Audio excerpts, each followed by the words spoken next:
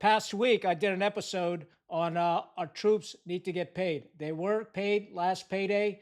15 November is coming up, and we don't know what's going to happen. Evidently, according to the Secretary of Treasury, it's going to be tough to make payroll. The issue is this: our younger troops, many of them are married now and have children, live paycheck to paycheck, and they definitely need to get paid.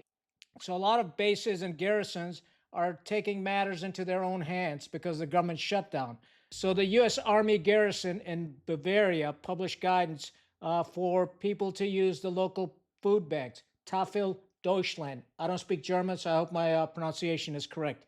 And what happened was, and after media scrutiny, they took the message off the website and said it was really meant for the local nationals because of government shutdown. They've been furloughed, so they may need assistance in food. But my question is, what about our young troops? What kind of assistance are they getting? You know, prior to this shutdown, we already had over 20,000 military families on food assistance. And now that number is going to exponentially increase.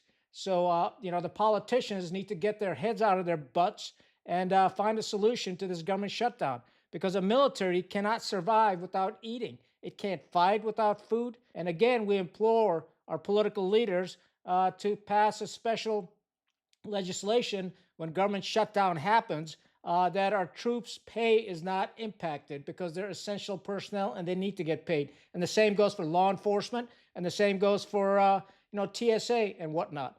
We need to keep emergency service going, and these people need to get paid. We can't drive them into poverty just because our politicians can't find a solution to the problem that they caused. And what really pisses me off is the politicians are getting paid while our troops, our emergency personnel, law enforcement, and TSA folks aren't getting paid. This isn't good. This is not who we are.